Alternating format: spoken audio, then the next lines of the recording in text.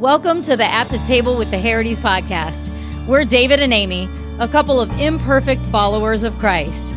Come on in and join us. This is where you'll be inspired and encouraged by stories of believers, how they found Jesus and how they follow him, how he moves and how he changes lives.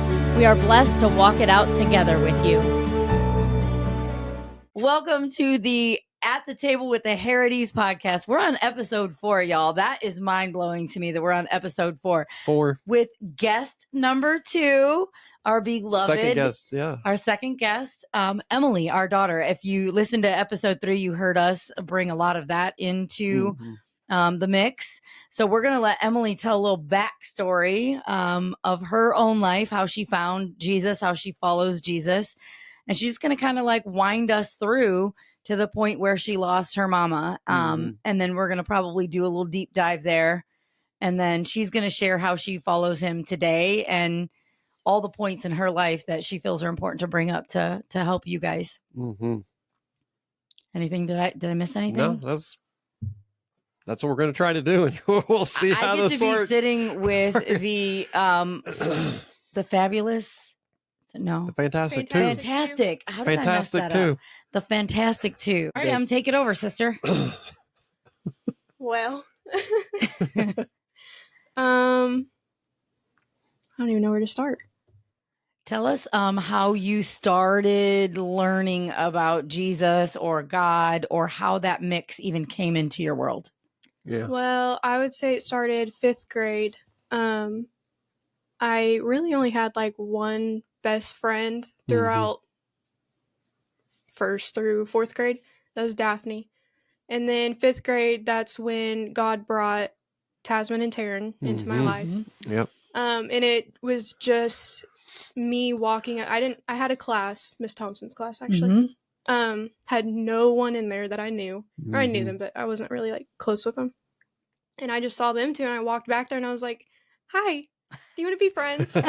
And they said, I remember that story. Yeah. And then here we are. But we were just talking, and I'm pretty sure that's when they had asked me, or their parents had asked me, if I wanted to start going to Solace. And that was just, I was there 56ers, 5th and 6th grade. Yeah. Well, I remember being at the old church, and we would do like, what was it called? Maybe it was a combination of both at the same time. Yeah, but I remember It might have been being in the small cafe area, and I remember being, what is that called? Like youth group after service? It was kind of like that, like groups after service. Little small groups after, yeah. But yeah, I remember being in the little cafe area, and then I remember right before we moved to the new church, we were all like crammed in that little room because we had grown so much. Yeah. That's awesome. Yeah, it was amazing. Yeah. But I remember I used to be so jealous of David because he was in the big service on Wednesday nights, and he was in the auditorium, and I the main was like, auditorium. why can't I be in there? Yeah. And then about the time they built the new church and got it up and we were all going there, that's when I was able to move up to 6th grade? Yeah, it was 6th grade. 7th grade. Yeah. So I just learned something new before we hit record. I learned that the kids were going to church before David and Susie started going to church, which was very cool. We were churchless first, which I've mentioned on there before, 6 months. So they were going on Wednesday nights with Cole, because I know Cole invited David. Yeah. And then you must have got invited by Taz and Taryn. So then how did it come into the mix where the story where Dad woke you up and said, "Do you want to go to church?" So weren't we at the lake? No, we were here. It was 2013. It was their give weekend. And I just woke up, was like, I'm going to go. So I remember coming up here and waking her up, like, "You want to go?" She's like, "Yeah." So we went. I remember being so confused that morning. I was like, what is he making the me Holy do? Spirit just said, "Get up and go." And we had apprehension about going because Suze did, because she thought it was going to be too cliquey. Because there was a lot of people from Berry Hill that went there. I was like, I'm going to go. The kids seem to like it, so I'm going to go. We liked it, and we stayed there for 7 years. So Yeah. we went every Sunday. And it ended up being that everyone followed along. Susie came to church. Yeah, she gave her life to Christ. Yep. She was, what, a month of us going, and then she finally was like, okay, fine. Well, and then, I mean, I ended up, you guys, we all ended up serving. David, I think, was greeter. Well, no, before we moved to the new building, we got baptized at the old building. Yeah. Yeah. The two of you. Her and I got baptized at the old building. And when did Susie and David got baptized together? David Jr. And then these two got baptized It's on my together. timeline. I think it was 6 months or a year later. Yeah. That's at the lake. But what I want to point out is that him and I got baptized together, and then my mom and brother got baptized together. Yeah. Which I love because I just love that it felt like a family thing.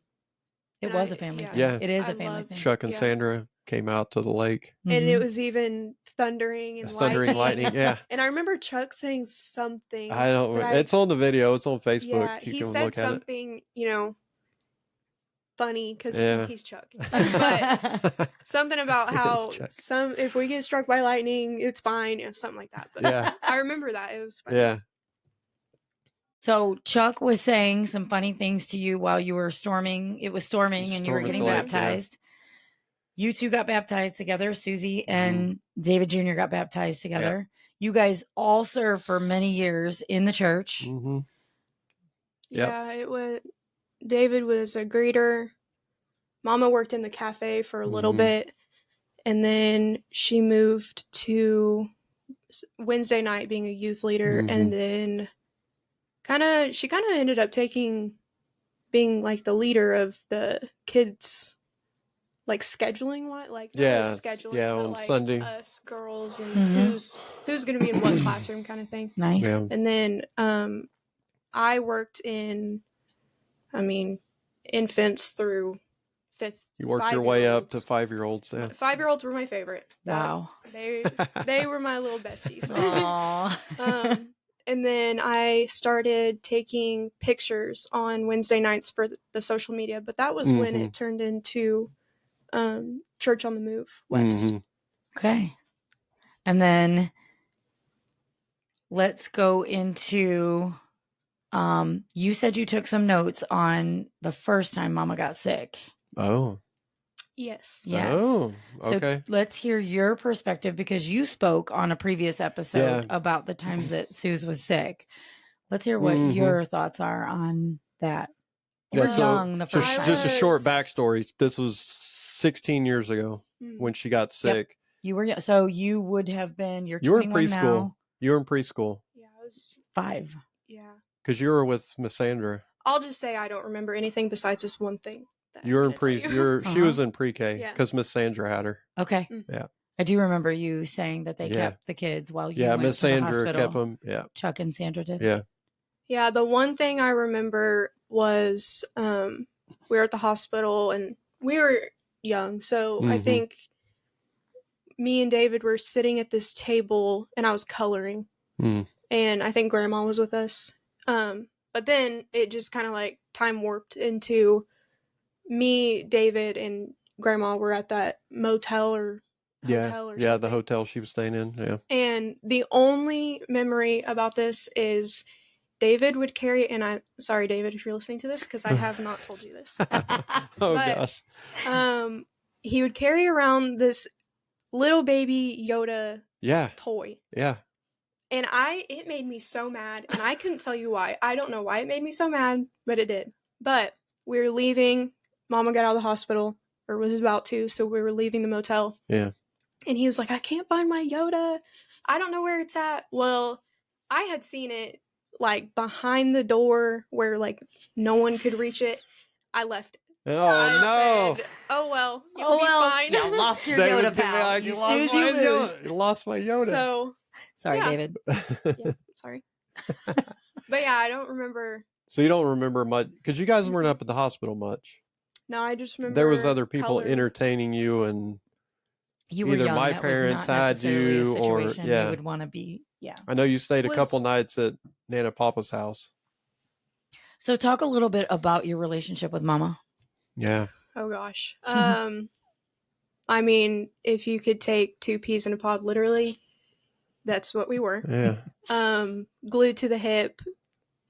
I have a video actually. One night I was laying in bed up here and I had my TV on the wall, and she came up here and she was like, it was late at night too, and she was like, "What are you doing?" And I was like, "Just laying here. What are you doing?" So she just laid down and she just turned on Minecraft, started playing Minecraft. Yeah. But that was our thing, was Minecraft. We loved Minecraft. We would watch, Law and Order. And then almost every Saturday we would, our like, not ritual, but kind of, was go get lunch, get our nails done, do a little bit of shopping, and then come home with you guys and hang out, or, Saturday football. Yeah. Whatever. Yeah. Mm-hmm. But yeah, Talk about the dynamic that Mama had with all the girls. all of my friends, they could tell you, every single one of them, if we brought them in here, she was a second mom to them. Yeah. She knew, I mean, not to get ahead of ourselves, but when she passed, I had a bunch of girls from my past reach out to me saying, even girls that were in like her youth group. Yeah, I saying, remember that. I remember her being there for me through everything, through anything that I needed to talk to, she was there for me. Yeah. That's amazing. And that made me cry, because I was like, wow, I never realized how many people she has. Yeah, the impact. You don't see it. Sometimes you don't see that. Yeah. Yeah. That's awesome. Mm-hmm. Mm-hmm. She knew how to love. Yeah. That's what I hear. She knew how to love. Well, and look what she's doing in you. We'll get to that eventually, but at work and in your life, and how that is, her love is coming through in your life. Mm-hmm. That's how I feel about my mama. Is people, you guys don't get to meet my mom. She's been gone 28 years, but you get to meet her in a way, because I'm a part of her. She's a part of me. I've got part of her traits. Not all of them, but and you do she's your not mama. just your mom. She's me and David's grandma too. Girl, we're going to start crying that soon. All right, then. Oh, goodness. Grandma Linda. Yep. So then, living life, you are 18-ish. 18-ish. And let's get into that. What happened around that time? What did you notice with Mom? What happened for her to go into the hospital? What is your perspective? On that. This is where we've got these ready. So I've thought a lot about this over the past almost 3 years. I had just graduated high school in May 2021. And her and I, we went on my senior trip, and that was with 3 of my best friends. It was in June? Yeah, I think, In June sometime? Yeah, I think it was like end of May, beginning of June. Yeah. And where'd you guys go? Went to Corpus Christi, Texas for 2 weeks. So fun. Yeah, they were down there. We had our own little condo, and it was more of like a townhouse. It was like 3 levels. We all had our own rooms. It was amazing. So yeah, tons of pictures and memories from that trip. And then got home, just kind of spent our summer hanging out. Yes, because COVID was still going then. Yeah. Because COVID happened. Still wearing was it March masks. of 2021 that was COVID? Yeah, because all of her... It was spring of... Because it was your senior year. Her whole senior year got ruined with wearing the of masks and all that stuff, So COVID is still going on. We're probably still in the first strain of COVID. Yeah. I think they were second. Maybe the second. It was the second. I think it was Delta that actually got her, because that was the worst of the two, or worst of variants. So this is what, November? It was actually October. I would go back to September, actually. Okay. One of my best friends, Maddie, she just had her 16th birthday party. It was at the Hard Rock Casino. And we went, just be there for her party, whatever. Well, then to find out, one of her other friends had COVID, but it was the asymptomatic, where they don't have any symptoms at all. Yeah, they have no clue. So I had gotten COVID from, I assume, her. I mean, it could have been anyone in that place. And then I gave it to you. I got it second. Yeah. Yeah. I got it after that. I remember being home when I had COVID, And it was a lot of time of just hanging out with my mom, which I don't want to cry when I say this, but You're allowed to cry. kind of to look back, it kind of was like a God telling me, like, or God giving me that time with her, because He knew, which I just thought of that. So. Yeah. This just goes to the point of you just never know. You never know when your days are. But and then you got COVID. And then I was actually going to take my ACT for the second time when she wasn't feeling good. And I remember her being so excited for me, and you're gonna do great. Don't worry, you got it. I think you had dropped me off at the testing center. Yeah. And then I was waiting for a week or two after my tests to get my test score, and I never got to tell her what I got. She was by that point she was on the ventilator, and I still told her. I went into her room. I told her, but I never actually. I don't know if she heard me. Yeah. So she heard you. Yeah. But scoot back a little bit. This was now in November. Yes. We're now in November.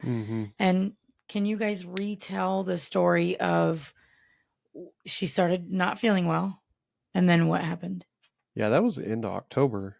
Well, because I remember very end Halloween, of October.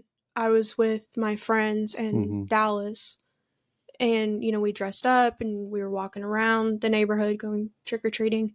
She wasn't there. She was, I think, at the Tulsa ER at that point. Yeah. The one in Tulsa Hills. Yeah. But I just remember thinking, like, I was having a fun night. My mom's gonna be okay. Yeah. God's got her. She'll be fine. She'll be, Yeah, because at that point she was just kind of coughing and stuff. Yeah. And did you know that she had COVID at this time? Yes. I don't know if she took a test or not. We did when we went into the little ER place. They did a COVID test on her. Like, yeah, you're positive for COVID. We're like, kind of figured. Which you both had. Kind of figured as much. Yeah. And then that's when they were like, "What do you want to do?" And it's like, throw the kitchen sink at her. Because whatever you got to do. She had pre-existing conditions because of the 16 years prior. Right. She had some compromised lungs. So they admitted her and just put her on oxygen, and we're just kind of letting her rest, giving her, the medications and stuff, which was kind of the protocol, which probably come to find out wasn't correct protocol, but at the time that was the protocol. What they were doing. Yeah. So in the next 3 days, she was at the. Yeah, it's the deal. And each time you'd go in there, they were upping her oxygen. So it's like, this isn't progressing in the right. What's going on with you at this time when direction. this is happening? Yeah, because you'd come in, you'd went in there a couple times to visit. There, I think twice. I went in there the first time when she just had, I think, the little nose. Just the nose piece, yeah. And, I just said, I just was talking to her. And then I think the second time I came in was like right before she got transported to. Yeah, she was in the little CPAP. Yeah. So I went in with Daphne, and it was hard. It was. I mean, you don't want to see your parent like that. We were just talking, hanging out for a little bit, and then I had to leave for something, work, something. Yeah. Yeah, because at that point she couldn't really talk because that thing was like shoving, she had to like pull it off. Shoving the stuff in her in her mouth. So me and Daphne were leaving, and I just remember saying, bye, Mama, I love you. I mean, she said it, but you couldn't really hear it because of the because she was kind of coughing over it. Yeah. And I never realized that was the last time I was going to say bye. So. And I remember me and Daphne walked out to the car, and I just bawled. Daphne bawled too. But yeah, she just hugged me, and I bawled. So that was hard. But So at that point, what were you thinking? What was God saying to you? What were you Like- thinking? How did you process that? Obviously, she allowed herself to cry, and I'm a big proponent of you need to get it out. Mm-hmm. Honestly, I immediately thought my mom's gonna die. Mm. That because I had seen you had been telling me, you know, she's not getting better. Mm-hmm. So I was just, she's not gonna be here anymore. Mm-hmm. What am I gonna do? Mm-hmm. It's hard. Mm-hmm.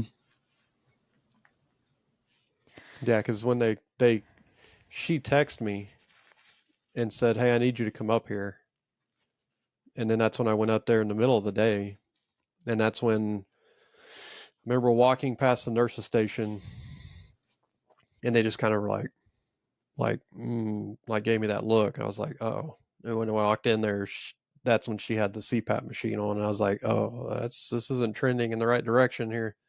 Yesterday they had an upper oxygen level, but she was still on the little, and now she's on a CPAP, and I'm like, this isn't good. That's when the nurse came in and said, we're going to have to transfer her to an ICU because she's almost past it's just a little tiny ER. They're not like an ICU unit. So they were going to have to transfer to ICU. And that's when they were, I don't know if the other hospitals didn't want to take her because she had COVID. Because at that point, the hospitals were done. They were like, man, we're burnt out on the COVID stuff. Yeah. This was kind of the tail end of it. Yeah. So the only hospital that would consider taking her was in Yukon, Oklahoma, which is just west of Oklahoma City. And that's about an hour and a half from here. Yeah, it was an hour and a half from here. So they did the paperwork, transferred her, and so we followed her out there. Emily didn't go. I remember you were up there for a couple of days before I came up there, right? Yes. Because you came back down, but I remember I was at the house. I think, were you there with me when all my friends were over there? And you were like, we need to go. Yeah. We were at the house. Yeah, that's when I was like, you need to go. But before then, when we got there, they got her set up, and she's still in the CPAP machine. And because I walked through what I had previous with her, and she's already going into the CPAP machine, I'm like, the next step is ventilator. And that was the thing. And with COVID, he didn't want him being on the ventilator. But apparently before we got back there, she'd already told the nurses, if I need to be on a ventilator, I want to be on a ventilator. So she'd already made the choice for us. Typical mama fashion. So we're like, okay. But I remember talking to David outside on the phone, and I was like, I don't know. She's in bad shape, so I don't know if you want to talk to her. But I remember going back in there with him on the phone and putting the phone up to her ear. I didn't put it on speaker. I just wanted him to talk to her on the phone. But I remember doing that with you. And that was one of my questions was if you're willing to share what you said to her. Because I've never asked you or David what you actually, because I didn't say, hey, she's may not make it, but it's like, I think I made the point like, this may be the last time you talk to her where she can actually coherently hear you and respond kind of ish. So that's when I stuck the phone up to her ear. And I remember doing it with you on the phone and with David on the phone because I just wanted to make sure you guys had the last time to respond to her or her to respond back to you if she could. Honestly, I think I blocked that out from my memory. If you don't remember, but yeah. I do remember it. I just, when you said that, I was like, what? Yeah. I'm pretty sure I felt a little awkward. Yeah. On the phone because she couldn't really talk back to me. But I remember saying, you know, hey, mama. And I just said, you know, I love you. You're going to get through this. We're praying for you. And that was kind of it. And I remember feeling awkward. For some reason. I felt awkward. It was a weird phone call. I just felt in my spirit like if this is the last time they can actually, she can actually respond if she can't, you know, pull the mask off and say something, this would be the time to do it. Mm-hmm. And then by the time we got back home at 11 o'clock, they'd already put her on the vent. So Yeah. she was coma induced, and Wow. that was the end of. And she was in Yukon for 2 weeks. 2 weeks. Down there for 2 weeks. And her oxygen kept plummeting, and her heart eventually gave out. Yeah. Is that accurate? Kind of fluctuated, back and forth, 60%, 70%. Most of the time, 70%. Mm-hmm. Maybe got up to 80 on her O2 sats, but I actually remember one night when you and I were in the up there with her. Because the first week she was up there, we drove back and forth every other night. And then the last week, I just had the discernment that we probably needed to be up there. Mm-hmm. So we stayed up there with Judy in her hotel next to the hospital Judy for that is whole full Susie's week. mama. Susan's mama, yeah. So, but I remember one night, or it was one morning, maybe it was one night, I went into her room, and this is when her O2 was down, not super low, but kind of low. mm-hmm. And I remember it said 97, I think. I'm pretty sure either 92 or 97. Yeah, because sometimes she would bump up, and we're like, all right, great. But this was like the highest it had been. So I remember running out to you guys, and I was like, it's at 92. Like, and I just felt relief. Like, she's going to be okay. It's not what I thought it was going to be. And then I remember the next morning was when Paige and Maddie were with me. Yeah. They came up there. And you and Grandma were already over there. Me and the girls, we slept in a little bit. We came over there. You texted me and said,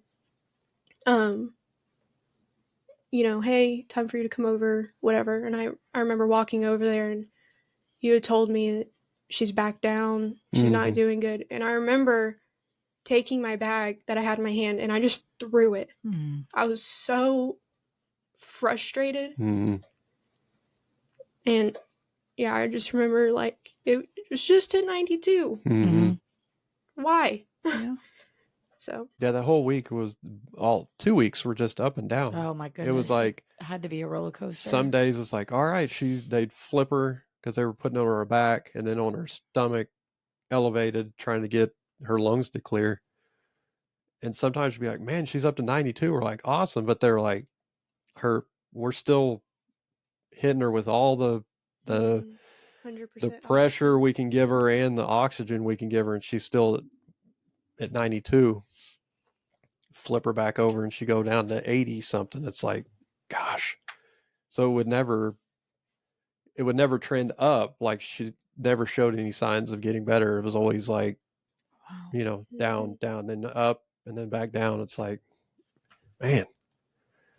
Yeah, I remember at one point, Grandma had taken me to, there was a Target right next door. Everything was like, it's kind of like Bear Hills right there. We went to Target because retail therapy. Needed to get it, yeah. Retail therapy. Needed to get out of the hospital, yeah. And I remember buying a Christian coloring book. And my dad and I would sit there and play this Christian coloring book and draw on it. But then I remembered one day, the same day, you and I were sitting there and we were just hanging out. And I was playing this game, or you were playing a game on your phone. And I was like, oh, download this game. And I was actually going through my games the other day on my phone, and I was like, I'm not deleting that game. Yeah. So, you were able to go in there. You went in there 3-4 times. Oh, I know the one time you went in there and played that music or played that song for her. Yeah. Tell us about that. Yeah, this is actually a pretty good story. Who was it that showed us that song? Robert and Angie. They came up to the hospital, and I remember they played that song for me and my dad, and something in it, I was like, I want her to hear that. So I went back there and took my phone with me and played that song. And I remember just holding her hand.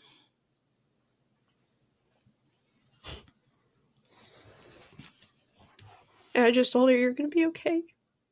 But I think part of that song says something like, looking back on that moment, and you see God was there with you. Yeah. And I just remember telling her, God's here. So. That was a strong thing to do for such a young lady. Probably we would give praise to God for that. You had God in you, and it's one of the first things I noticed about this whole family. Now, was that the time, or was that another time you were in there with her when she grabbed her hand? Maybe you share that. I don't quite remember. I think it was just a random time that I had gone in there, and I think I was just sitting there with her, and I was holding her hand, and I think I said, "I love you, Mama," or something like that. She squeezed my hand. Wow. And I was telling you the other day, it wasn't like a muscle spasm. She grabbed my hand. She squeezed it. Wow. Thank you, Father. Yeah. Yeah, because I remember you coming out going, can she hear me? Can she hear me? I go, yeah, she can hear you. Yep. Yeah. Because you were doubting whether it was a muscle spasm or her grabbing your hand. Oh, she I was heard like, you. she heard you. So, would you agree or disagree that this is probably the single hardest thing you've ever been through? Yeah. Yeah. 28 years later, it's still Mm-hmm. the hardest thing I've been through. You know, losing your parent is, thankfully we haven't lost a child. I can't imagine what that feels like, but I would imagine it's very similar to losing a parent. Those are similar depths of grief. So what would you say that God has shown you, or what have you learned?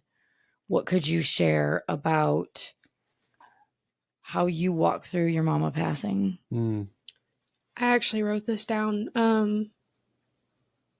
Just simply, God is good. No matter, which I think you guys said this on your last podcast, no matter what you are walking through, good or bad, even if it's bad, there's light on the other side.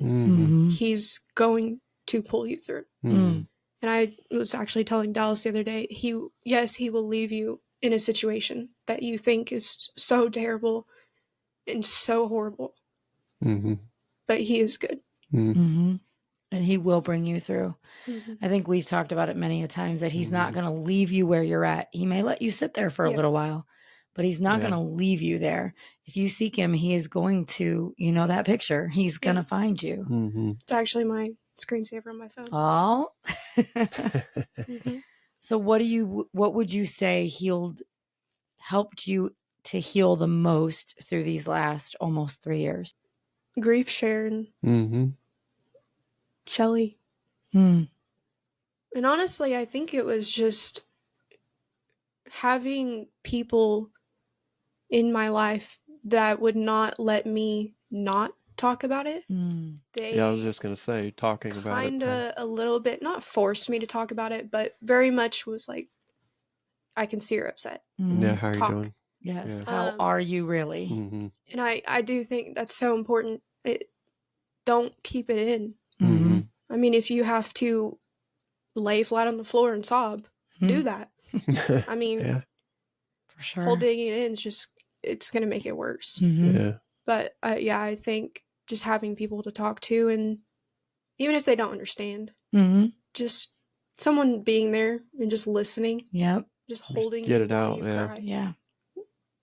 Yeah, that's what I was hoping you were going to get it with Shelly, your Christian counselor, just someone else you could talk to. She actually, I didn't know this, but when I went in to see her, I think it was for the first time, she told me she lost her mom too. Wow. That is the first person from since my mom passing that. It had been like a couple of years, wasn't it? It was fairly recently whenever she lost her mom. Yeah. So it was pretty fresh for her as well. Pretty fresh for her, yeah. But that was the first person since my mom passing that knew what I was going through. David knew. But it was another female in my life that had that close relationship with her mom that just knew. So. Yeah, because I wasn't gonna be able to give you those answers.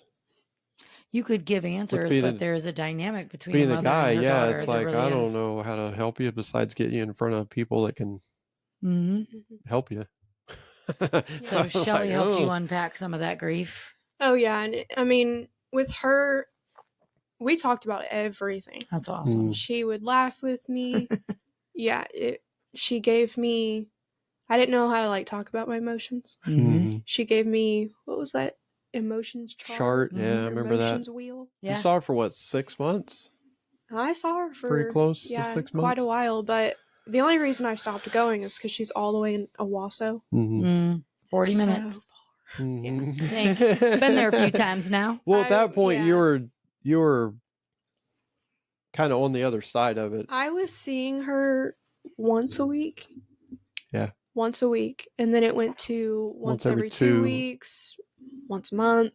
Mhm. But I wanted to keep going. I still would like to go again. That was all her, on her interval. She's like, "But I don't need to see every week. Every 2 weeks, Yeah. you have the kind of your legs underneath it, and you have the tools to." But she also did make it a point to say that if I needed Yeah.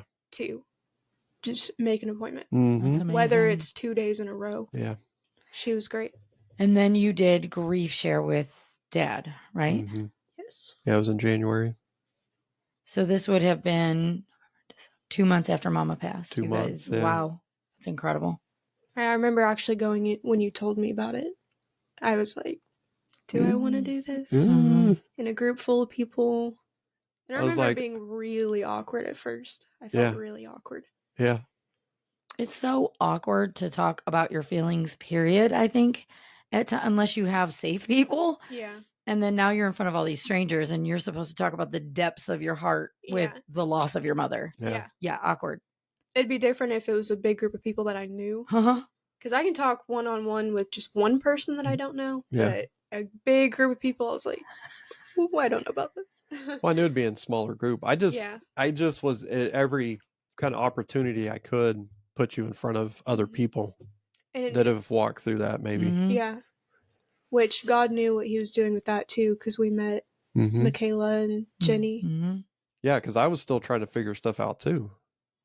I had no answers. Your I was whole like, lives gosh, got I'm trying to figure turned this stuff upside out down. too. I need to Yeah. get in front of somebody myself that can help me 27 navigate. years with the same person, 18 plus with Almost the same. 19, Yeah.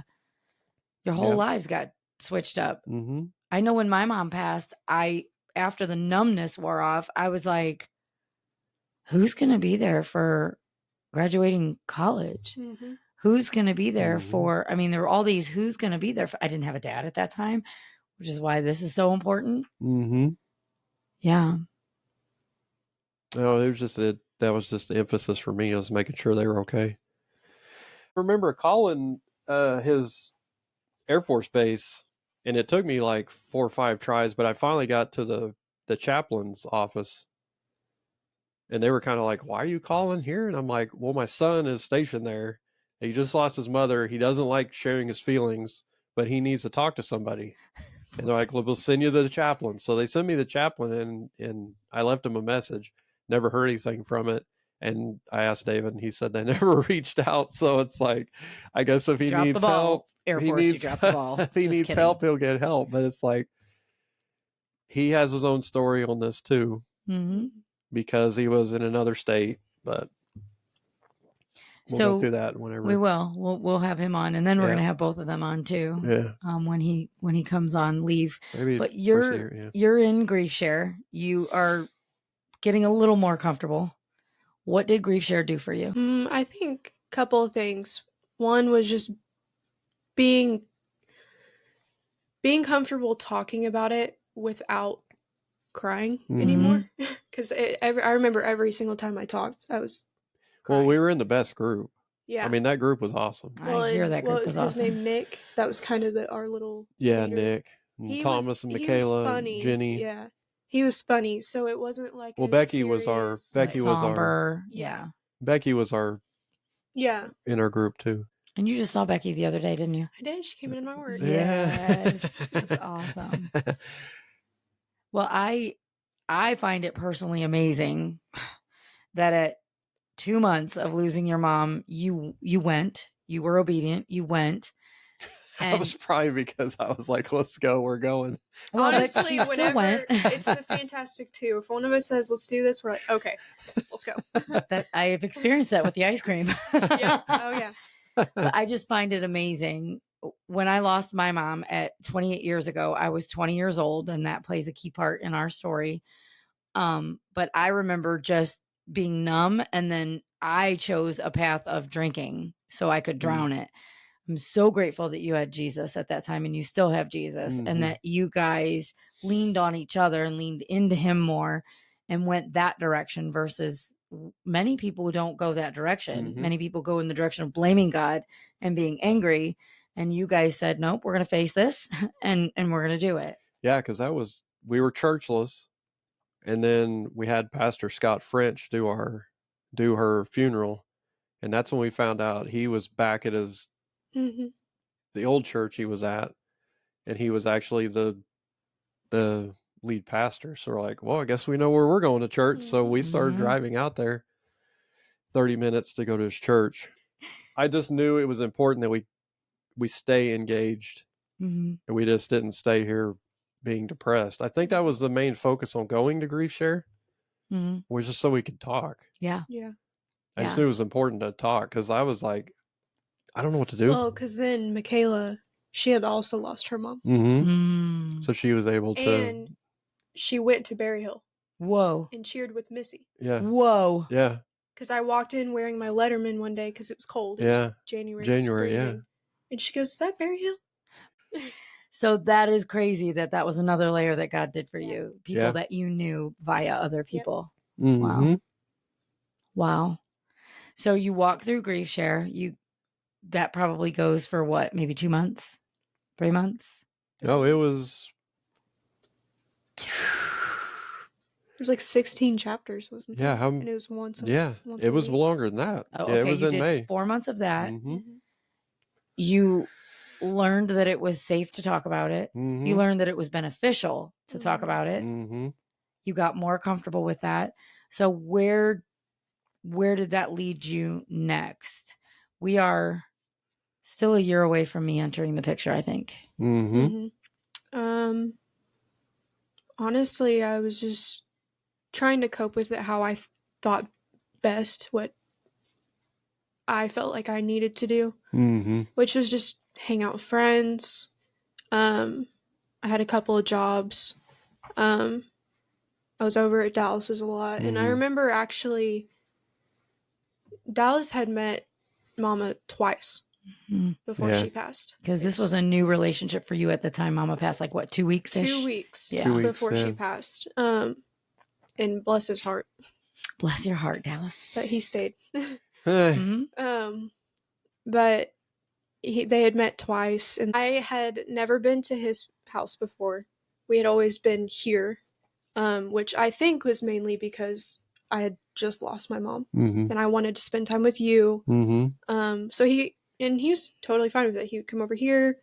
I think David had come home, and yeah, he did for the funeral.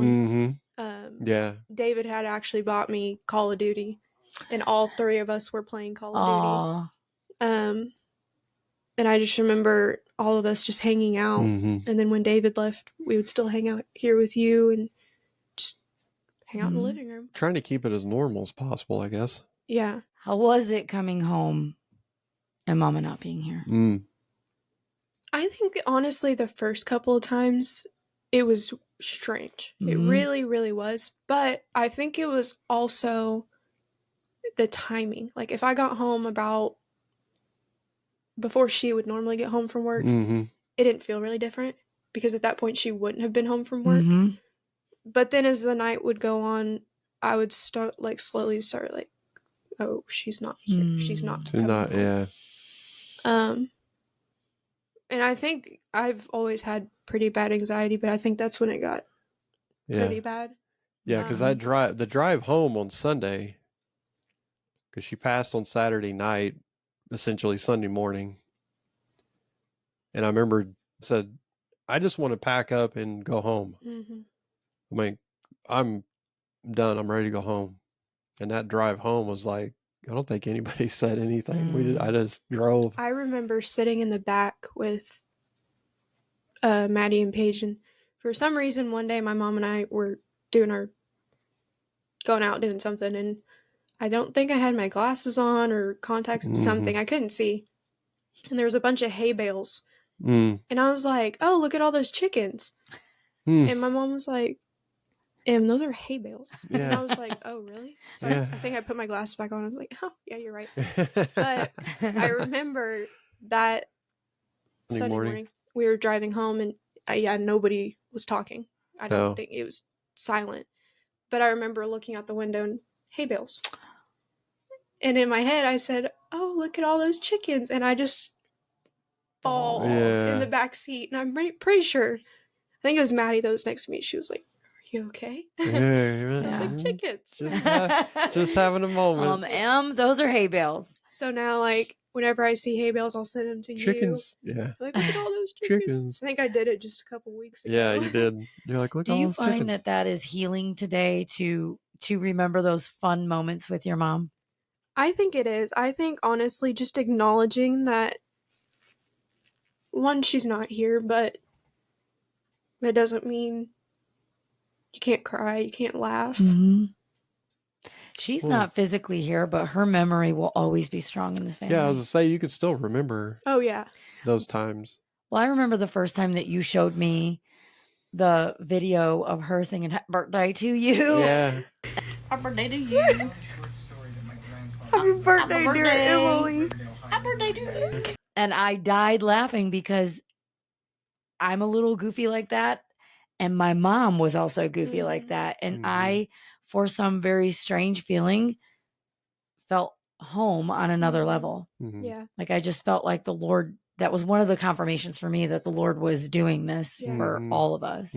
But this isn't about me. So let's keep going. So we are now 13 months out from losing Mama. It was kind of that same processing for you, wasn't it? Just kind of figuring out how to do life without her. I remember poor Dallas, he's been like the grunt of everything. He's caught in all the bad stuff. But I remember talking to him and I was like, what am I going to do? Yeah. It's not just my mom's not here, my best friend. Yeah. And I remember, oh gosh.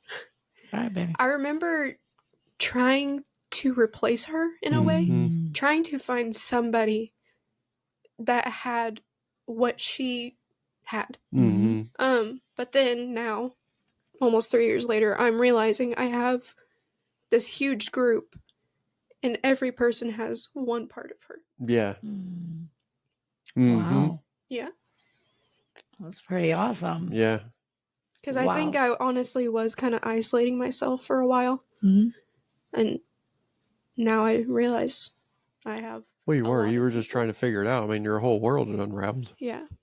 Well, and the very definition of grief is a routine or what you're used to suddenly changes. That is like being in a horrific car accident in which part of your life totally changes. Maybe you lost your speech or you're walking. I mean, it's a total change in the way you were living. And you're young. You just graduated high school. You guys are best friends. And now she's gone. Yeah, and I've often thought about that. It's like, not to be insensitive to anyone else's story, but I don't know which is worse or what would be worse. Walking through like a couple years with somebody that's going through, I don't know, a cancer ailment where they're not going to survive, but they're just trying to make it through, or a sudden 2 weeks, bam, she's gone. I don't know which. I'm sure they both bring their own set of. I think honestly, the 2 weeks someone's just gone is more harsh. Yeah, that's what I'm like. But then I think the 2 years you would develop like a PTSD over time of seeing this person suffer, and it's like, gosh. So there's got to be some dynamics with both that are just not good. But well, and when Karen and I lost our mom, it was incredibly sudden. She collapsed at an after work meeting. She was laughing. She had just won the pick 3 in the lotto that day. She had just called me and said she took her smoking patch off, the help you stop nicotine, whatever it's called, patch. And she was so excited about that. And so that was in the morning. And then I got the phone call from my Aunt Johanna at, I think, like 2 or 3 o'clock in the afternoon that she had collapsed and was going to the hospital. What she didn't tell me was that they pretty much knew that she was probably gone or brain dead by the way her left foot cocked in unnaturally. By the time we got to the hospital, they were asking all kinds of questions about what was she taking, what was she doing, all these things. And come to find out, she pretty much was gone at that point, but they were attempting to figure it out. And then she wanted to donate organs. So it was 11 o'clock at night before we left the hospital and said goodbye to her that night. So it literally was, I spoke to my mom the last time at 11 o'clock in the morning. She said, "I love you, little one." I said, "I love you, mama." And that would be the last time I ever spoke to her.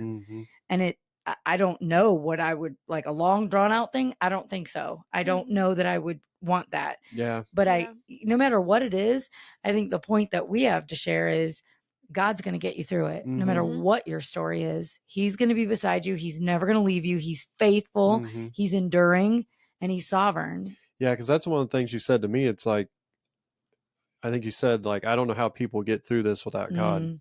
Yeah. Yeah. We were all in the like family room at the hospital. That's when Grandma and Grandpa and Grandma Judy, we were all there. And we were all just talking. And then it got kind of quiet. And I was like, I just don't know how anyone gets through this without God. Well, we could talk about drinking for 12 years after that and making alcohol your God. I'm so grateful you guys had God. What a difference that it made in your life. You could have gone down a path like I did and started drinking a bunch. Yeah, you still got choices. You still got choices. You chose God. Yeah.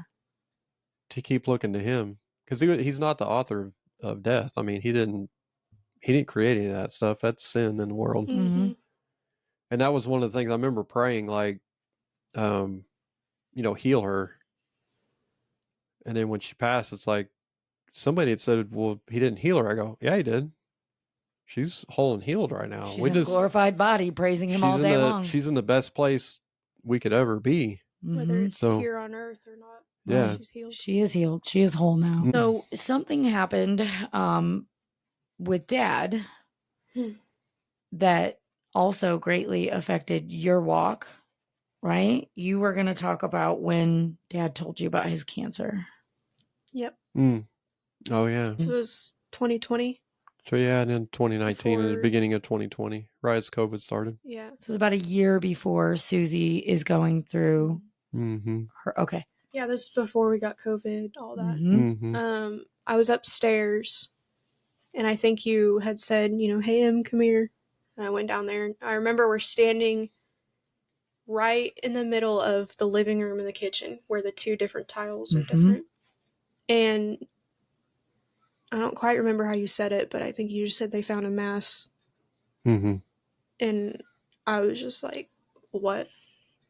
And I was just confused. I was like, what's happening? But I remember, I think I cried and we hugged for a while. And then I went upstairs to my room and I just sat there for a second and I was like, trying to wrap my head around like what he just told me. And I was like, I can't do this. So I called one of my friends, Morgan, and I was like, I'm coming over. She had no clue what was going on. And I think I just told you and Mama, like, I'll be back. I'm going to go to Morgan's. And I went to her house and I just bawled. And she was like, what's going on? She was so confused too. And then I told her, which, you were like second dad to her too. So she was like, she started crying. How did you know that God was in your dad's diagnosis of stage 3B colorectal cancer? Because I was so peaceful the whole time he was in the hospital. The only time I felt nervous was the night that I stayed the night with you and you started throwing up. Mhm. But that's just because I don't like throwing up.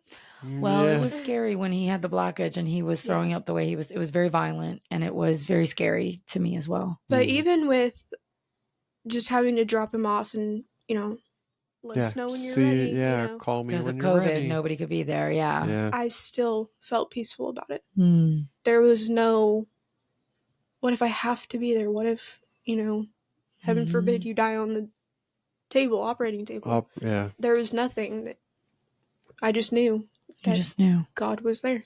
Mm-hmm. That's awesome. This is crazy. That as you're saying that, I'm processing hearing that, and I had the complete opposite. Like he was doing something totally different in me in the hospital that you guys didn't even know about. Mm-hmm. It's like, what? Mm-hmm. Well, when you're alone in the hospital, he's probably going to reach you. Well, as they felt peaceful about it, I'm being refined in the fire in the hospital, going through and hurting but not really sharing that because there wasn't anything they could do about it. What am I going to do? Worry him? Mm-hmm. The one evening I remember she called and I was throwing up. And she's yelling at me, get the nurses in there, I'm coming up there. I'm like, you come up here, but they're not going to let you in the building because they were kicking people out. I have no idea what I would do in that. She wasn't peaceful. She was like, I need to be there. Mm-hmm. She was mad, but there was something in that I needed to walk through in order to be okay with her passing. Mm-hmm. If I hadn't walked through that, then I wouldn't have had this. I mean, I don't know where what your perspective would have been different. Yeah, it would have been a whole lot different. I'm going to be honest. I think the reason it was a little bit easier for me to get through Mama was because of you. Mm-hmm. Because of what you'd already seen. Yeah, same. Yeah. We'd already kind of walked through that. Mm-hmm. Well, I think it was easier for me to get through it in my mind because you were so strong through it all. Mm-hmm. You also had a perspective. His perspective has shifted my perspective. I praise God for that. And really it's your guys' perspective, which is the eternal perspective, that this is not where we're going to stay. We're all going to go home to Jesus one day if we are believers. Mm-hmm. And this body is falling apart for all of us as we sit here. Mm-hmm. It's only going to last so long. It's our spirit that lasts forever and goes. Yeah. That has been very monumental in my growth recently. Mm-hmm. Yeah, he gave me that as soon as I walked in that last time into her room. He'd kind of shown me a little bit of that in my own. So I remember Kent showed when I was talking to him, I think probably the second time. He goes, "Did you never saw yourself in that perspective when you were sick?" I go, "No, I never thought I was going to pass away." He just never gave me that. It was like, you're just walking through this and you'll get through. You just have to walk through it. I never thought, oh man, I'm going to pass away. Mm-hmm. But he gave me that when I walked into her room. And I think I shared that on the first podcast, and you hadn't heard that before, that her, her kind of eye was kept trying to open up. And it just clicked like, oh, she's not here anymore. Mm-hmm. This is just her body laying here. This isn't like who she was. Susie is, it's up in heaven. She's already dancing around. This thing's just laying here. Mm-hmm. Well, I remember when you had called me and the girls come up to the hospital, she's, pretty much it's time. Yeah, because I think when you and Judy had come in, I think they'd already turned the machine off, I think, at that point. Yeah, I think her heart rate was. It was already, already turned. Yeah, it had been off for a little bit, and then you guys walked in. Honestly, I'm glad I didn't hear that. Well, no, because I remember asking you both when the nurse came out there, and you were like, and Judy was like, I can't go back there. I go, well, I'm going back there. I got to be back there. So. Yeah, I remember going in there and I grabbed her hand and I just laid my head on her, arm right here. Mm-hmm. I just bawled. Mm-hmm. That was the hardest part for me too, is just watching Mom lay there. She wasn't there, but we had her on life support because she wanted to donate her organs, and just that act of breathing up and down, which wasn't her breathing, but it surely looked like her. Yeah. It just really messed with my head for a long time. I'll still see that in my mind at times. Yeah, there was actually one time this was not that long ago, a couple months, maybe a year ago. Dallas's grandma was in the same, she had her, the breathing, and we went over there, and his parents were very much like, "Are you sure you're good?" And I was like, "Oh, I'm okay." Yeah, I remember you had problems with that. Yeah, it was like, it's been 2 years. I'm okay. And then I went in there and saw that breathing, and I was like, "Ooh, I'm nope, okay." not good with this. So I remember I turned right around and went right back outside. Yeah. I do believe that those things happen at times so that we can have that layer of healing whenever we're ready to process it. Yeah. There's nothing like bringing that recall back to you and then it almost suffocating you. Yeah. Yeah. It's a suffocating moment where you just almost have the full recall. So it's now been November. Wow. It'll be 3 years. 3 years in November. Wow. So now we're about a year out, and then he brings you into my life. What do you remember on our conversation when I told you? When you showed me that video or the voice message? The voice message, but then I think I remember it was, I think 2 weeks in. I remember. Because I talked to James and Jill, and they said if you are talking to her, you need to let Emily and David know. Just, you need to let them know, like, now. So that's when I came home. I was like, hey, we need to talk. Or I think I text you and go, hey, we need to talk when you get home. You're like, okay. You always do this. You will text me and you say, we need to talk when I get home. And I'm like, can you not say that? Because now I'm freaking out. Now I'm wondering what in the world he needs to talk to me about. Did I do something wrong? It's like, what's happening? But he got home and I went downstairs, and I remember your tall bed. I was like kind of leaning on it. Yeah. And you didn't say anything. Yeah, I just played the voice message. Yeah. You didn't say one single word. And I'm listening to it and I hear, you just lost your mom. And I start crying because I'm like, oh, that's, another person God's showing. Yeah. And then in a second, it changed to, wait.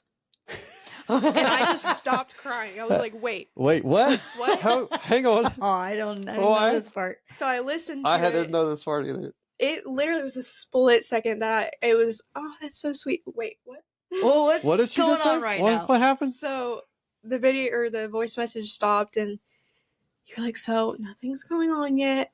And I was like, sure.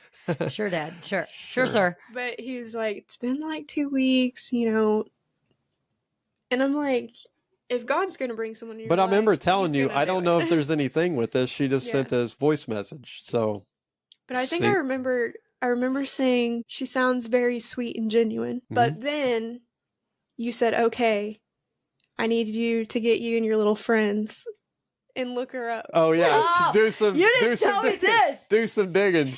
So me and Daphne are on FaceTime, and I look up your Facebook. She does the same thing, and we're scrolling through. And Daphne's real good about this And too. I'm like, She's oh, she looks so pretty. And I was just saying, you looked very sweet. Yeah. And I was like, well, I didn't find anything. I didn't find any bad stuff. I think I wanted to do it just so you were a participant with not even knowing it. I think that's probably why I did it, which is like, I got something going on over here. I'm going to keep it hush hush. I didn't want to do that. I just felt it was important to respect Mama enough and you guys enough that if God was bringing someone into my life, that just be out in the open with it.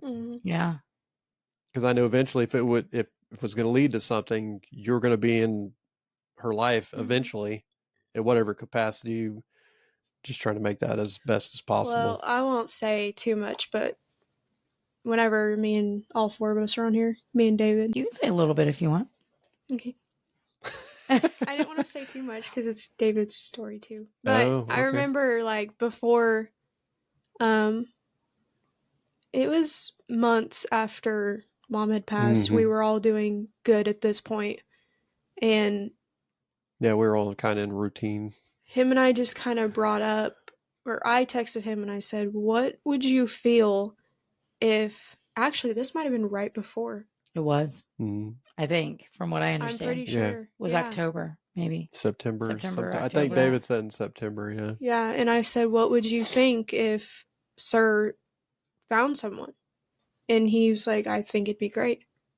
And I honestly think that was important for me to get, Big Brother's opinion. Because I was unsure. I was like, I think I'd be okay with it, but I remember having conversations with you about it, and you're like, Yeah. I don't know. Yeah. I don't know yet. I'm But I like, think okay. honestly, hearing David say he'd be okay with it, I was like, okay, Yeah. we'll get through it together. Yeah. What I was enamored with was the two of you. I mean, that's a hard situation. You lost your mom. No one's going to take your mom's place. Not Yeah. today, not tomorrow, not ever. No one's going to take mine 28 years later in my mama's place. And you two were more concerned about him being happy than you were about your own feelings. You were able at a young age to see past that and to say, well, as long as he's happy, we're happy. That's a big deal. Well, and I am my mom's child. If he had met someone that treated him badly, I would have been like, get out. Yeah. It's time to go. It's time to go. So how did that go for you? Just so you guys all know, we have had some of the best conversations and we've been able to be very open with each other, which is just God in working in our lives, I think. But walk everyone through the process of how you process that, okay, there's somebody in Dad's life now. Yeah. And then it progresses to Emily and I started talking on FaceTime together. And then I remember you asked me to help you with your composition paper and we did that. And there were just, we had some conversations here and there. What's going on for you at this time? I'm not going to lie. I haven't told you this. Yeah. I was a little jealous because I was like, she's taking my dad. Yeah. But that was just when you guys had just started talking and, you're talking, you need to get to know each other. Yep. But like I would come home or at nighttime and my usual, hey, I'm having anxiety. Can I come? And you're like, oh, I'm on the phone with Amy. And I'm like, that's my dad. I need my time. No, but I was, in my mind, I was being pretty cognizant of that. It was, and I should point out, it wasn't all the time that you were talking to her. Yeah. It was just... No, but I mean, when you did say, hey, I was like, hey, I need to, because I remember saying I need to get off the phone. Yeah. Because she's texted me a couple times. I need to see what's going on with her. And well, that's when and I'd what get off the you phone. felt is absolutely normal. I Yeah. think anybody who is in a situation like this, where a new parent figure is coming on scene, it's, I want to make sure I have my time. And you guys just went out to dinner or lunch? Bowling, I think. We went, I think, to eat and then we went bowling. Yeah, bowling, yeah. And they had these... Because we hadn't been out doing anything. They had these for a month or fantastic 2 dates. And I've kind of been on you two, like, you need to have those dates. Those are so imperative. So what happens on our Fantastic 2 adventures. Oh, I love it. I remember watching the movie Courageous, and that was the thing in that movie that they did. The guy made a pact with his daughter. Look, we're going to do dates so you can see how when you start dating, this is how you're going to have it anticipate your boyfriend needs to treat you is how I'm going to treat you. So I just felt that was important that we go out and have daddy-daughter time and hang out and how you doing? And we did that. And then she was trying to process the best way she can. And I knew she was doing that and didn't feel comfortable at the house because Mama was not here. Yeah. So I was just giving her space, trying to give her space the best way she could heal. Well, and a lot of my time was out with friends. Yeah. I mean, but in the same time, I was still going, hey, I'm here. Yeah. If you need to talk, Yeah. Well, and what I loved when I came on the scene was you did reach out and say, I'm having anxiety. Could you please come talk to me? Do you know what I just remembered? The night when I was here. Yeah. Was it the first time I was here? And we were down on the couch talking, and you texted me and said, my stomach hurts. I'm having anxiety. Would you come up? You came up. You leaned over the thingamabobber. Oh, yeah. and said, "Hey, would you come up here?" And I was like, "I'm okay. You guys go do your I'm good." And you said, "No, Emily wants you up here." Yeah. And I was like, Yeah, you're like, "Oh, here we my go." whole body just got goosebumps. Yeah, And I remember I said, "Can she come up here?" Or I first said, "What's she doing?" And you were like, "She's just sitting down there." I was like, "Can she come up here?" Yeah, you're like, "Can she come up here?" Amazing. I'm like, "Okay, here we go." And then we all laid on your bed for a while. Was Mama's picture up? Yes. Yeah. Because we all sat and stared at it for a little bit. Mama's picture. But before then, February is the first time I went to see you. And that's when I think we talked about that on the last podcast. But I wanted to get your perspective on losing your job over email and kind of maybe dive more deeply into the conversation that you guys had on the phone. Yeah, so I remember I was sitting in Dallas's room. He was playing video games or something. I was just watching TV. And I had work the next morning. And, my phone dings. And I remember you had just told me I'm about to get on the plane or something. So I'm like, can't be my dad. Like, who's texting me? And I get that email and I'm just immediately, what? And I guess it was loud enough for Dallas to be like, are you okay? And I was like, no, read this. And he read it and he was like, what? Like, he was just as confused. She got fired over an email. Over an email. Yeah. And so you screenshot it to me. Yeah, I just immediately screenshot because I didn't know what to say. Yeah, sure. It's so highly inappropriate to do that. And it was on an employer's part. Just the stuff he said, I was so confused by that I didn't know how to break that down into a small text in the time frame. So you just sent it to me, right? So I just screenshotted it, sent it, and was waiting for a reply. But in the meantime, I was just bawling. Yeah. And Dallas was just hugging me. And that's when I text, you need to talk to somebody. Yeah, he said, do you need to talk to somebody? And Dallas had my phone at that point because I was crying. And I was like, no, I'm good.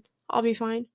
Little did I know, little sneaky mister said yes. Yeah, because all I got back response was yes. And that's when that story of the Holy Spirit telling me, because I just got off the phone with you, to have you call her.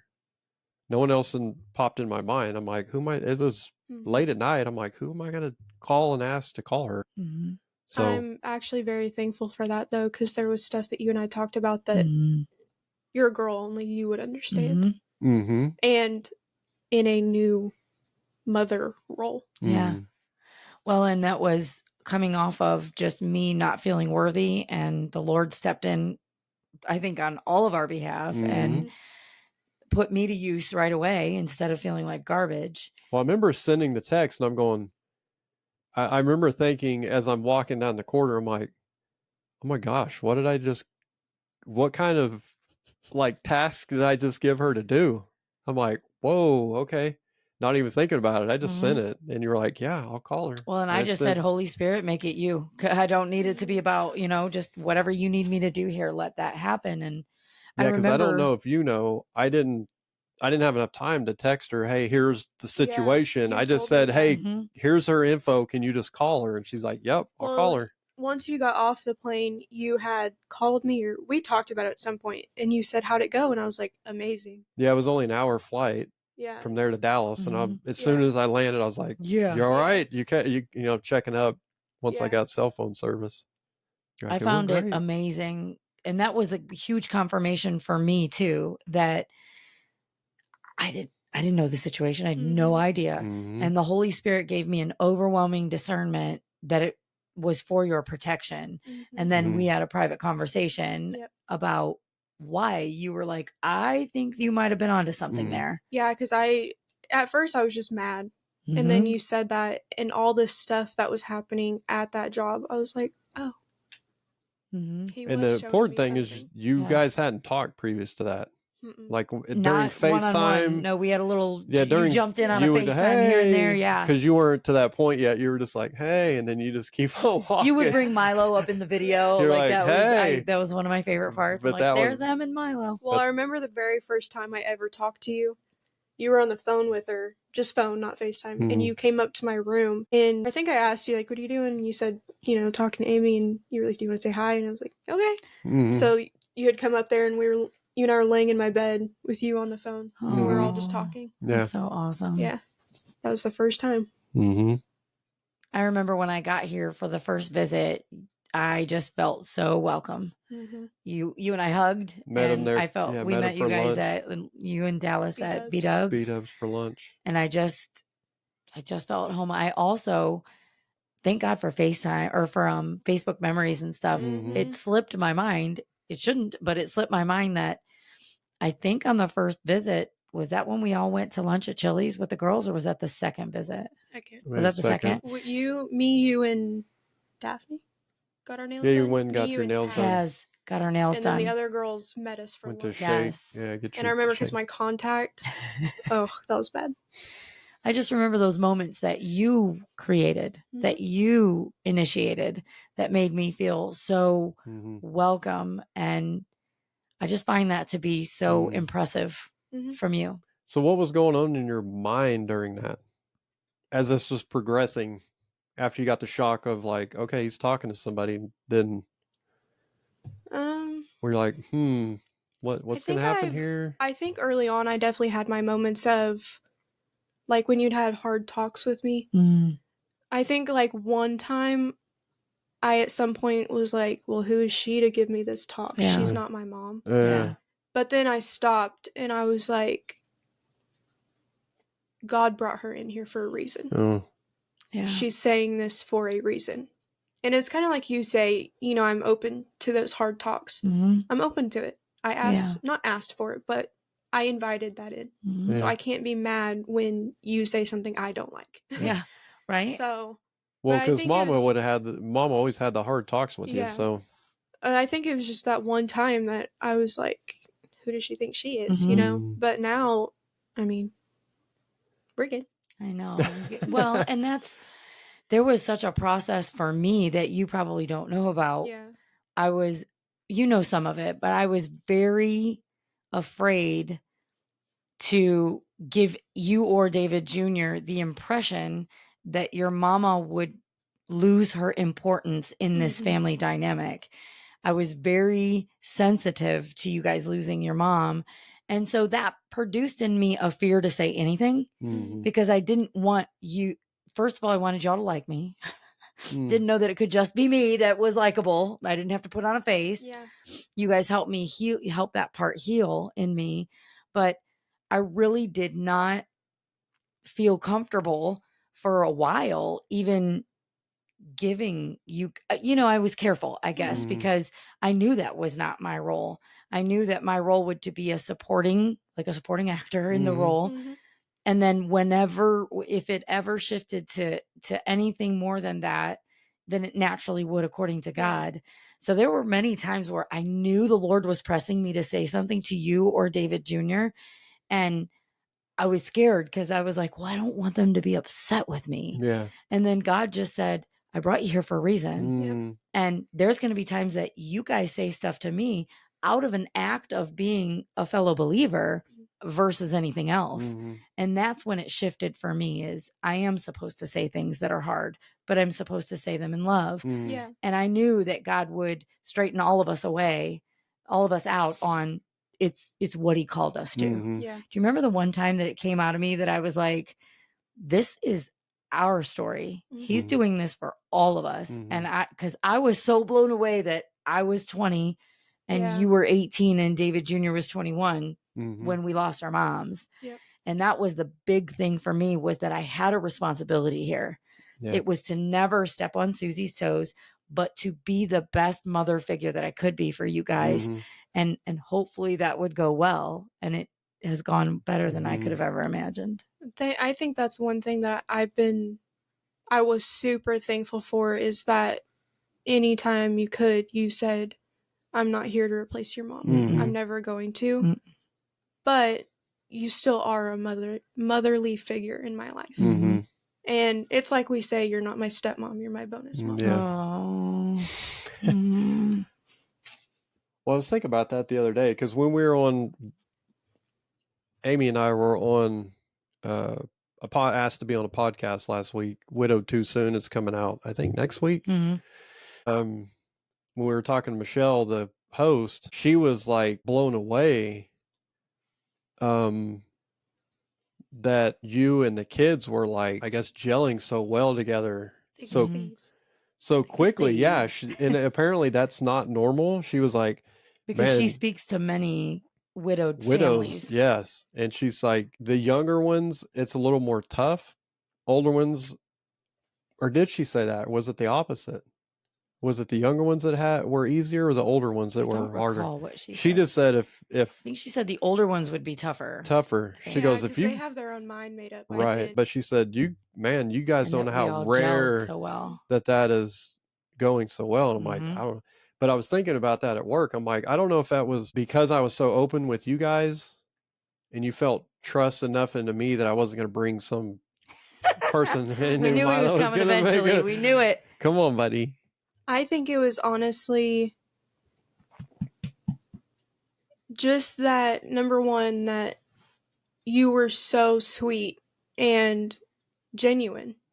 And number two, yes, you had told us, and you're up front from the very beginning, but I think it was mainly that me and David knew Mama was never going to come back. Mm-hmm. Yeah. And we just knew that, we had that talk. It's okay. Mm-hmm. And then we also knew from that conversation that whoever you would bring into your life, it would be who God's wanting. Yeah. Mm-hmm. So I think that's what made it okay, was that we knew no matter who it was, it's all God. Mm-hmm. Yeah. And boy, is it all God. I mean, it just couldn't. I'll tell this story. I don't know if I've told it on a previous podcast, but do you remember when we were at Chili's and you were talking about Mama's pins? Mm-hmm. We're with all the girls. We're out for lunch. And she's telling all of us about Mama's pin collection. I'm like, oh, did she put them on suspenders like we did at TGI Fridays? And she's like, pins? I'm like, do you mean pen? That was awesome. Cooler? Yeah. Cooler. Oh my goodness.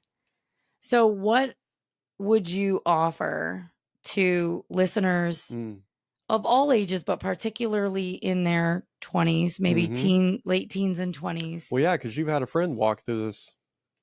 You had Paige walk through it. Yeah. What would you offer to them as maybe some final words of encouragement and takeaways for when they've gone through losing a parent, losing just hard stuff in life? Yeah. I think every person that I've talked to, I just tell them it's hard. Mm-hmm. I'm not going to lie to you, it's hard. But it gets easier. Mm-hmm. God is good. Mm-hmm. And I have, like I've told Kaylee before what you said, her dad's, yes, whether he's healed here on earth or in heaven, he's healed. And you will see him one more day. You will see him a day. Yes. Whenever that is. Yeah. And that's one thing that I kind of stuck with, was that when she first passed, was I'm going to see her again. Yeah. And then I said on one of my Facebook posts, every day is one day closer to seeing her again. Yeah. Which doesn't mean I'm going to not live my life. Right. But it's just a little reminder of I will see her again one day. It's comfort. Yeah. And there is nothing wrong with that. Should be, yeah, because we all pass away. Yeah. That's 100% guarantee. So when you think about things coming up in your life, you're 21, you're dating Dallas. You guys have been dating for almost 3 years. Holy moly. When you're thinking about things like marriage and accomplishments at your job, you just got a promotion at your job. When you're thinking about having babies one day, having children, where does your mind go? At first it was hard. You and I have had that conversation that my mom's not going to be here for this. But now that I stop and think about it, she's here. And also, one thing that I was really upset about was she wasn't going to be at my wedding. But all these things that I have, you still get to walk me down the aisle. You can help me, and you'll be there. You guys already talked about that. Yeah. I will have my one chair for her. Yeah, how to honor her. Yeah. She's still here. And it took me a while to figure that out. But also with like having kids, I have all of these pictures and videos to show them. I think it's going to be awesome. So many that Yes. there's just, like I said, there's light at the end of the tunnel. And we, I was very honored when you pressed that you wanted me to be there for going to your mama's grave. When was that? When did we go? That was a couple months ago. Yeah. And we had bought some flowers, Susie's favorite flowers. Memorial Day? Yeah. Okay. Susie's favorite flowers, carnations. So we had gotten some carnations. You had gotten some carnations. And it's so hard to go to my mom's grave 28 years later. It's hard. And it's not that I don't know the reality of it at 28 years, but it's just you go and you look at the stone with the name and there's just something that's just kind of like, Yeah. I would almost rather live in my other bubble, I mean, I've accepted it and acknowledged it, but there's just something about the stone that just. I think for me, it takes me back. Maybe it's that's just it. That I have accepted her passing. It's just the dark feeling of that day. Okay. Maybe that is what it is for me too.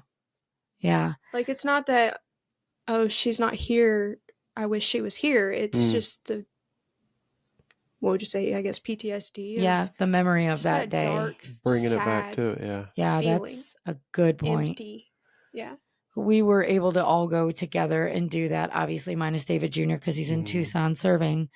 But that was special, I think, hopefully for all of us. I think it was. For me, it was just letting you guys know that her memory is never going anywhere. I will always put her in the forefront of the memories of this family. She's a Haraughty. I'm just lucky enough that now I'm a Haraughty too. Yep. Yes.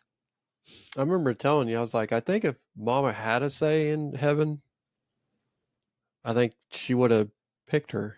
Well, did you tell, I don't think you guys have told this about, you were sitting with her on her couch or something and you happened to look back and the time was the time that Mom had passed. Do you remember that? Yeah. You told me that you had, I think it was your first time in Ohio.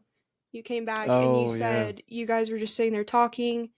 And oh, yeah, I remember that. I remember saying that to you. I think you guys were talking about, like, would she feel okay with this? Whatever. And you just happened to look back. Yeah, I looked up and it was 11:52. Yeah. Wow. I don't recall that. My goodness. I mean, you could go on for days just in the story. Yeah. A lot of the stories you don't know because you weren't going to Ohio. Just how intricate he's been in this whole thing. The details. Yeah. He's in the details. Well, I know one thing that was really strange for me was at her viewing. I was standing up there with all my friends, and I was like, I'm just waiting for her to open her eyes and be like, what are you staring at? She was sassy. Yeah. But her viewing, it was very peaceful. There wasn't a lot of tears. It was just everyone reminiscing, laughing, just being there for each other. It was a good day. Yeah, it was like a 2-hour funeral.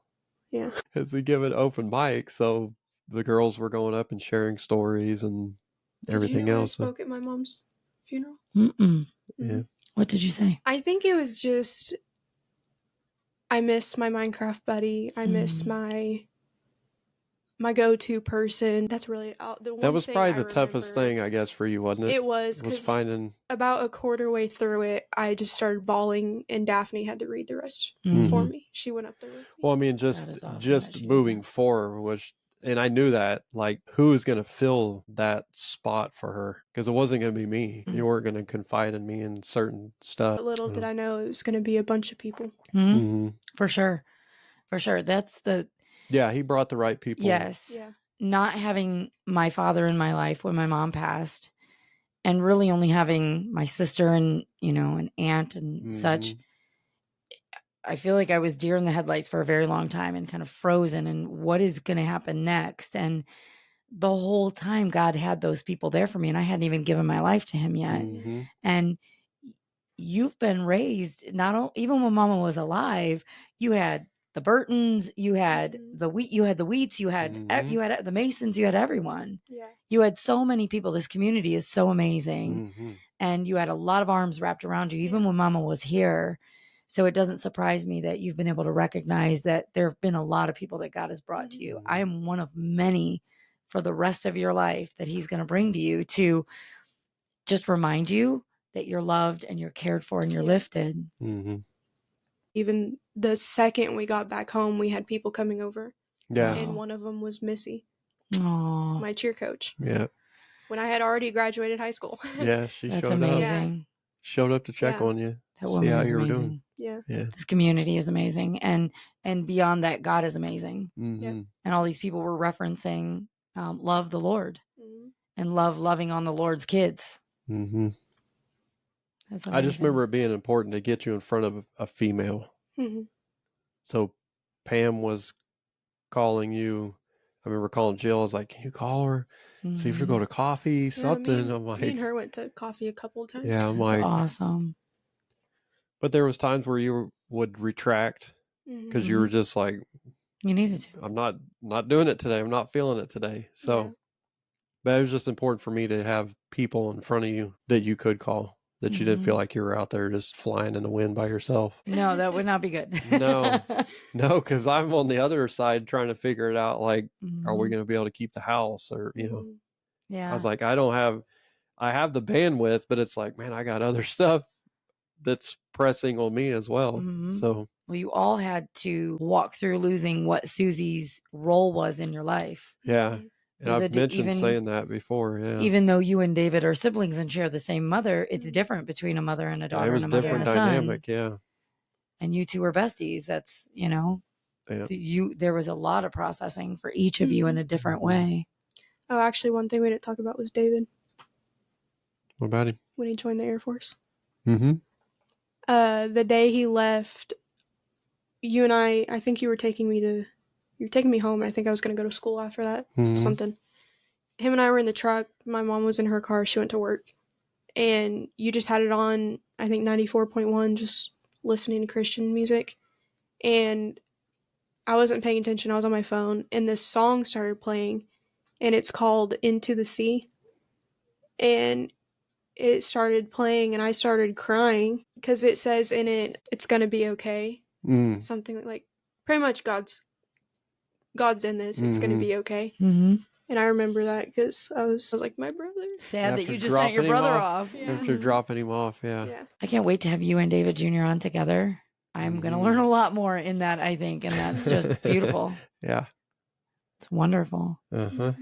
Any closing words? I love that. I don't have anything. No matter what happens in our lives, God is there. That was the biggest thing that hit me was when I saw your message, when he and I became friends on Facebook and your message popped up. And it was, thank you, Jesus, for being there this last year. It was the 1-year anniversary of Mama passing. Yeah. And thank you for giving me this earthly father to step into her shoes. He can't replace her, but he surely is trying to step into her shoes and do the best he can.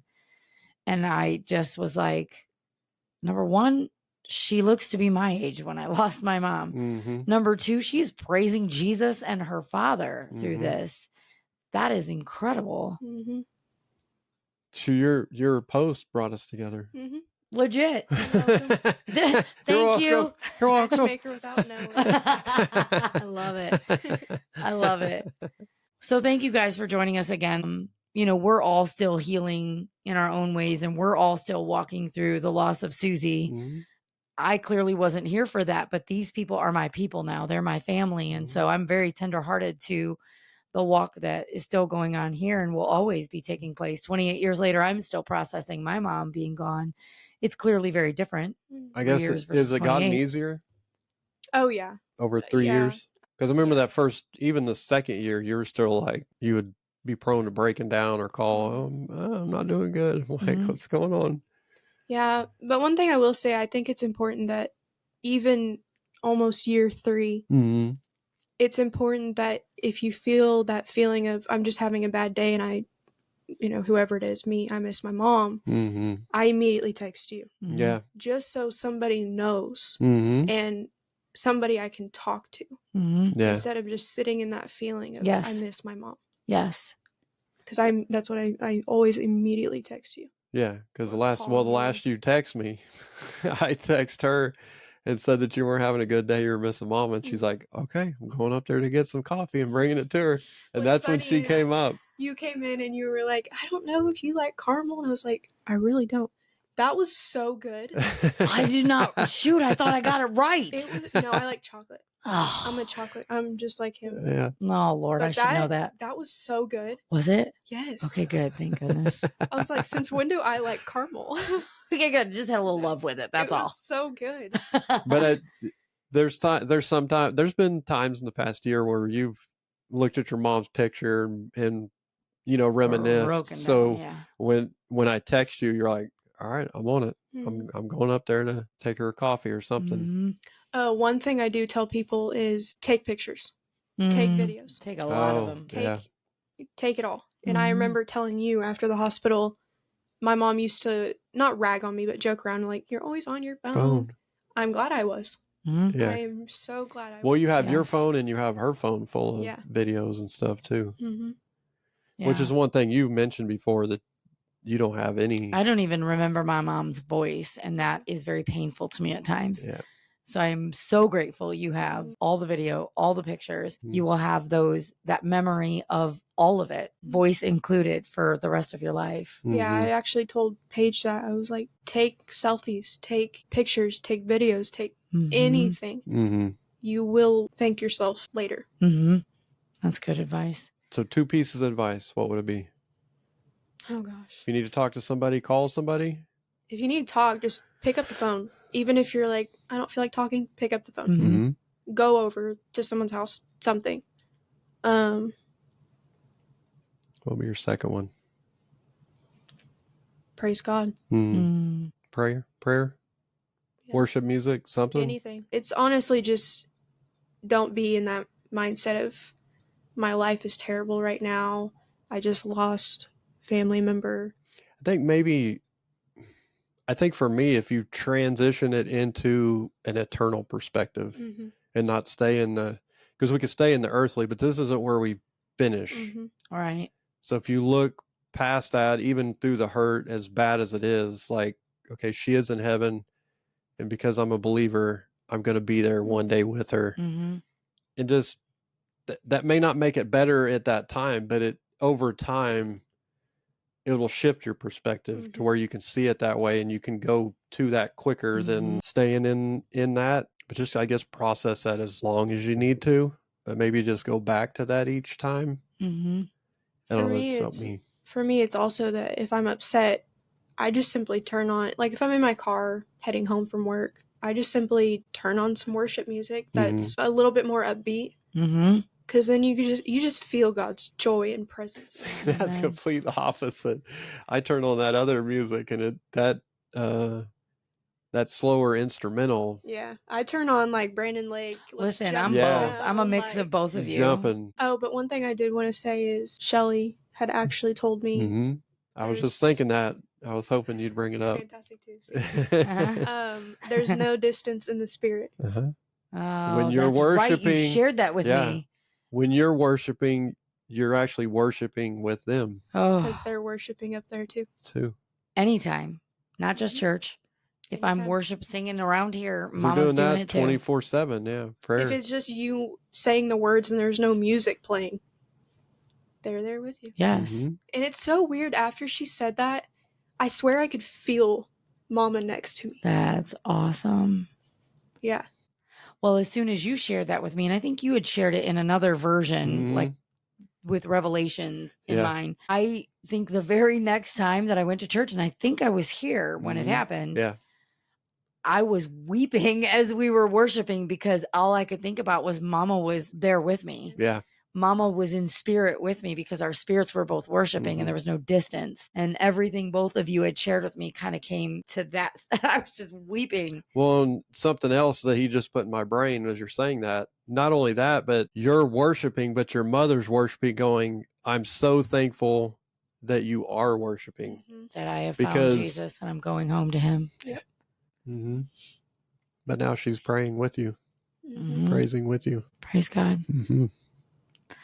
So thank you all for listening to episode 4 with our Emmers. If you have any questions or you want to talk to Em, just leave a comment and we will make sure that she gets in on that. She is such an intricate part of my growth in my faith. Literally, your faith increases my faith. For you to be as strong as you are because of the Lord shows me that it's really not about your own will. It's about your alignment to the Lord. Mm-hmm. And that has grown me so much. And I don't know if I've told you that enough, but it's been powerful to me. And sometimes I'll tell her I'm missing my mama and she will lift me. And it's just been a very beautiful thing. So thank you guys for listening. Yeah. We're so blessed to share our story, and we pray that it blesses you. And until next time, we're going to sign off. All right. Hey everyone, thanks for joining us on this journey of faith and reflection. We hope today's episode has inspired and encouraged you in your walk with Christ. Remember, no matter where you are, God's love is always with you, guiding and supporting you every step of the way. If you've been blessed by our podcast, we'd love for you to share it with others who might also benefit from it. Don't forget to subscribe so you never miss an episode, and follow us on social media for more updates and encouragement. New episodes are released the second and fourth Tuesday of the month. Until next time, as it is written in Joshua 1:9, be strong and courageous, do not be afraid, do not be discouraged, for the Lord your God will be with you wherever you go.